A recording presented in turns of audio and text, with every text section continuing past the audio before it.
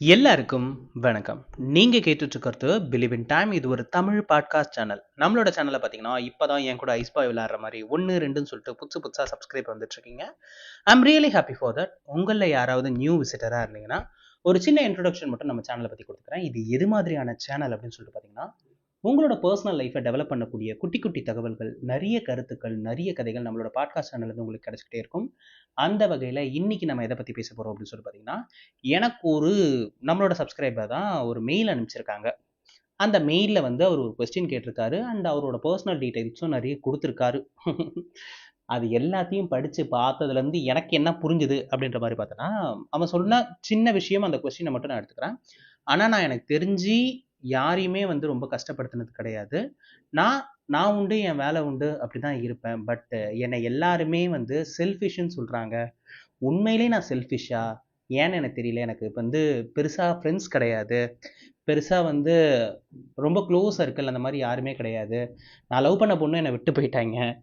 நான் வந்து இப்போ ஃபீல் பண்ணுறப்ப ஒருவேளை நான் செல்ஃபிஷோ அப்படின்ற தாட் இப்போ எனக்கே வருது அப்படின்ற மாதிரி சொல்லியிருந்தாரு. அவர் அதுக்கு முன்னாடி நிறைய விஷயம் சொல்லியிருக்காரு, அதுக்கு பின்னாடியும் நிறைய விஷயம் சொல்லியிருக்காரு. பட் இந்த கொஸ்டினை மட்டும் நான் எடுத்துக்கிட்டு எக்ஸ்பிளைன் பண்ணலாம் அப்படின்ற மாதிரி இருக்கேன். ஃபர்ஸ்ட் தம்பி, உனக்கு 20 வயசு தான் ஆகுது. நீ அந்த மெயிலில் மென்ஷன் பண்ணியிருக்கிறதுலே சொல்லியிருக்க உனக்கு 20 வயசு தான் ஆகுது. இன்னும் வாழ்க்கையில் கேட்க வேண்டியது இருக்குது, நிறைய பார்க்க வேண்டியது இருக்குது. அதுக்குள்ளே வாழ்க்கை முடிஞ்சிடுச்சு அப்படின்ற மாதிரி யோசிக்க வேண்டாம்.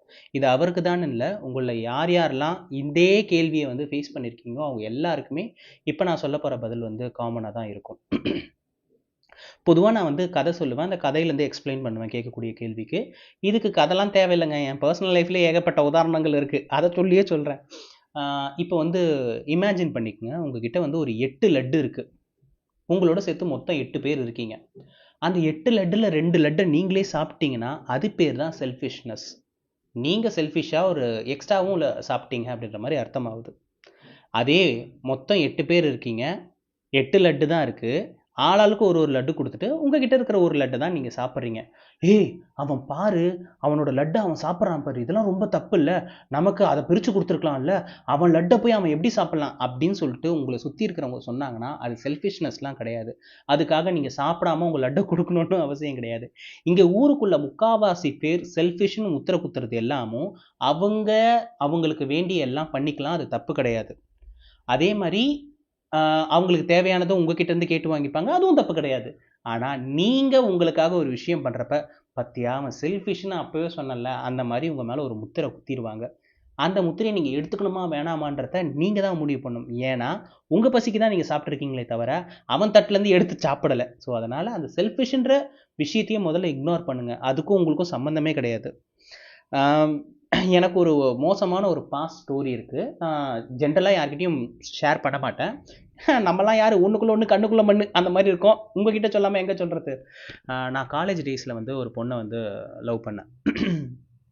ஸோ அவங்கள தான் என்னை லவ் பண்ணாங்க. அவங்க லவ் பண்ணாங்க, அதனால் நான் அவங்கள லவ் பண்ணேன். எப்படி பார்த்தாலும் லவ் பண்ணேங்க, ஓகேங்களா.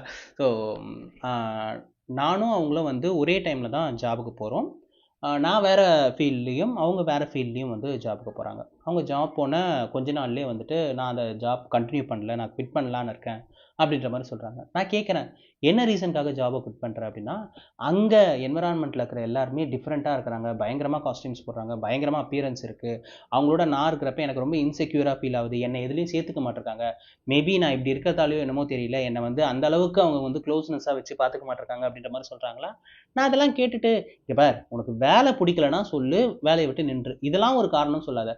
அப்போ அவங்களுக்கு ஏற்ற மாதிரி உன்னை நீ க்ரூம் பண்ணிக்க, அப்படி பண்ணிக்க, அப்போவும் உனக்கு இந்த வேலை பிடிக்காட்டி நீ குவிட் பண்ணிடு அப்படின்ற மாதிரி நான் சொல்லியிருந்தேன். அதுக்கேற்ற மாதிரி மாதம் மாதம் அவங்களுக்கு கொஞ்சம் மொய்யை வச்சு ஸோ அவங்கள என்னென்னலாம் பண்ண முடியுமோ அது எல்லாமே க்ரூம் பண்ணியாச்சு. இது வந்து அப்படியே இயர்ஸ் தாண்டுது. ஸோ ஒரு சர்டைன் பீரியடில் என்ன ஆச்சு, எங்களுக்கு பிரேக்கப் நடக்குது. ரொம்ப கொடுமையான பார்ட்டிக்கு இப்போ தான் வரீங்க. ஸோ பிரேக்கப் ஆகிறப்ப அவங்க வந்து அதுக்கான காரணம் சொல்லணும் இல்லை, இந்த காரணத்துக்காக தான் தாங்கள் வேண்டாம் என்று ஒரு காரணம் சொல்லலை. அந்த மாதிரி வந்து அவங்க என்கிட்ட என்ன சொல்கிறாங்கன்னா, நீயும் நானும் ஒன்றா ரோட்டில் நடந்து போனோன்னா பார்க்குறவங்க என்ன தான் வந்து சொல்லுவாங்க, இந்த பொண்ணுக்கு டேஸ்ட்டே இல்லை பாரு, போயும் போயும் போயும் போய் இவனை அப்படின்ற மாதிரி சொல்லிட்டாங்க. எனக்கு ரொம்ப கஷ்டமாயிடுச்சு. இதே பொண்ணு ஒரு வருஷத்துக்கு முன்னாடி அவங்க இன்செக்யூராக ஃபீல் பண்ணிட்டு இருந்தாங்க மற்றவங்க முன்னாடி. இன்னைக்கு அவங்கள போண்டு மேண்டு எல்லாம் பண்ணி, ஸோ ஸோ அவங்கள ரெடி பண்ணி நம்ம க்ரூம் பண்ணி அவங்கள ஒரு லெவலுக்கு ஆக்கிட்டோம். அவங்க நம்மள சொல்றாங்க, "நீ இன்னும் அப்படியே தான் இருக்கிற. நீயும் நானும் ஒண்ணா தானே கெரியர ஸ்டார்ட் பண்ணோம். என்னையும் உன்னையும் பாரு. நான் எப்படி வந்திருக்கேன். நீ இன்னும் அப்படியே தான் இருக்க." அப்படின்ற மாரி சொல்லிடுவோம். எனக்கு ரொம்ப கஷ்டமாயிடுச்சு. அவங்களையும் நம்ம குறை சொல்ல முடியாதுங்க.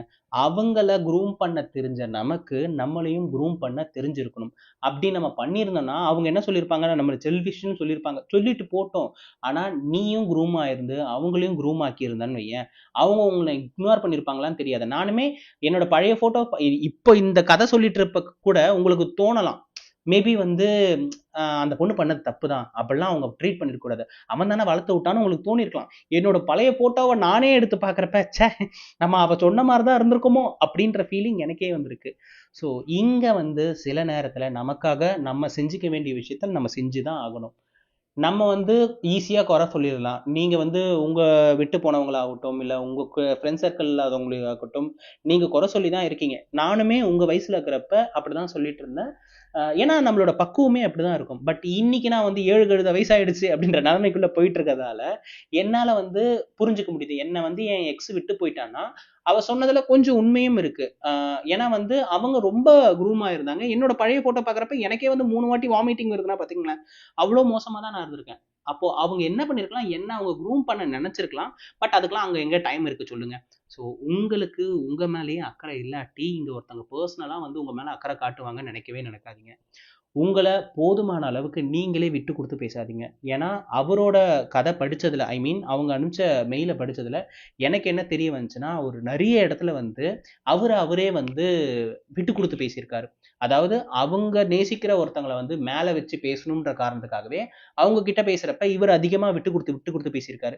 இத ஒருத்தங்க ரிசீவ் பண்ணிக்கிட்டே இருக்காங்கன்னு வச்சுக்கோங்களேன். இல்ல நீங்க கூட இந்த விஷயத்த பண்ணலாம். நீங்க யார்கிட்டயாவது பேசுறப்ப, அவங்கள எப்பவுமே வந்து உயர்வா பேசிட்டு, அவங்க கூட பேசணுன்ற காரணத்துக்காகவே எப்பவுமே உங்கள கொஞ்சம் கீழ வச்சே பேசிட்டீங்கன்னு வைங்களேன், அவங்களோட சப்கான்ஷியஸா என்ன பதியும்னா, நான் அவங்களுக்கு மேல தான், அவங்க எனக்கு கீழ தான் அப்படின்ற மாரி இருக்கும்.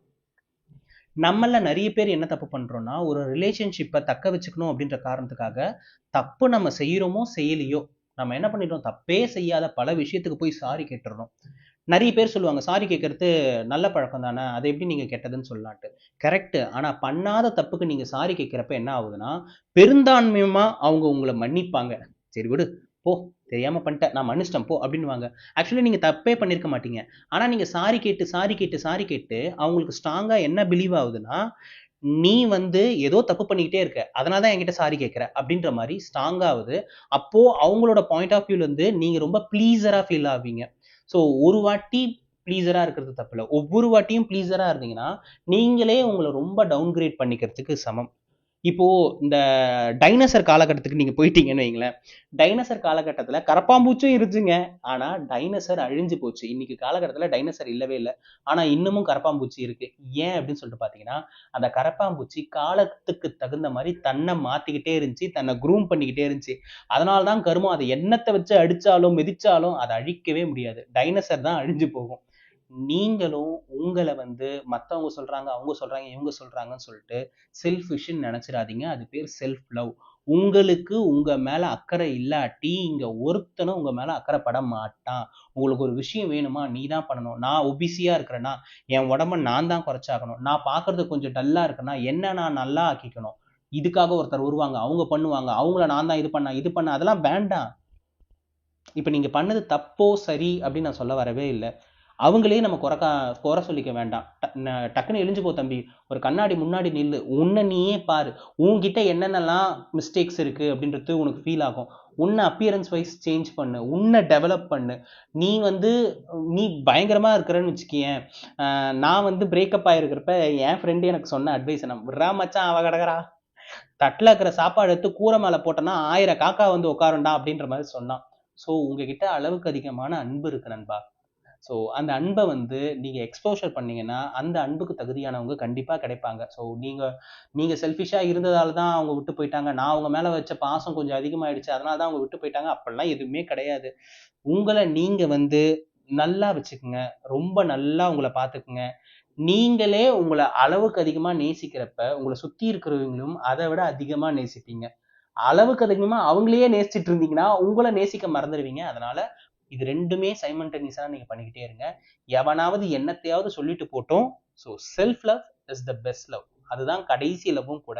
நம்ம கூட நாம தான் அதிக நாட்கள் வாழ போறோம். நம்மள நாம தான் அதிகமா பார்த்துக்க போறோம். அதனால நீங்க உங்களை பார்த்துக்க வேண்டியது செல்ஃபிஷ்னஸ் கிடையாது, அது செல்ஃப் லவ். ஐ ஹோப் இன்னைக்கான பதிவு கண்டிப்பா பயனுள்ளதா இருக்கும் நான் நினைக்கிறேன் அண்ட் நம்புறேன்.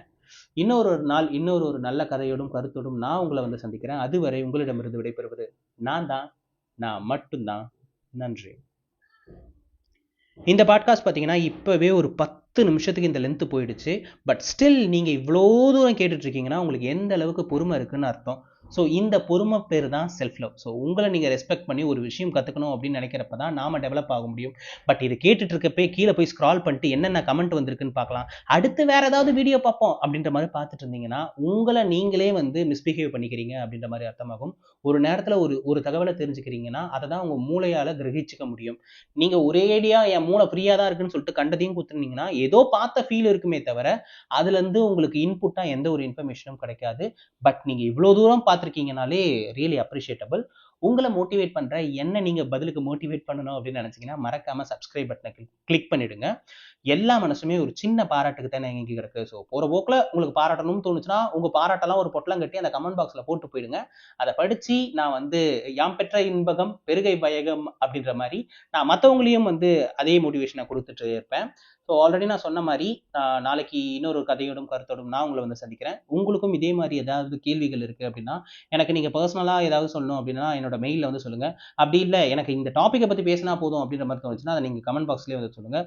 பர்சனலோ இல்லை டாப்பிக்கோ எதாக இருந்தாலும் சொன்னீங்கன்னா அது ரிலேட்டடான விஷயங்களை நான் ரிசர்ச் பண்ணி இப்போ என் கதையிலேருந்து சொன்ன மாதிரி அவருக்கு புரிகிற மாதிரி வேற ஏதாவது விஷயங்கள் இருக்குது அப்படின்னா வேற ஏதாவது ஜென்யூன் கதையிலேருந்து கூட எடுத்து சொல்லுவேன். இன்னொரு கதையோடும் கருத்தோடும் நான் உங்களை வந்து சந்திக்கிறேன். அதுவரை உங்களிடமிருந்து விடைபெறுவது நான் மட்டும்தான். நன்றி.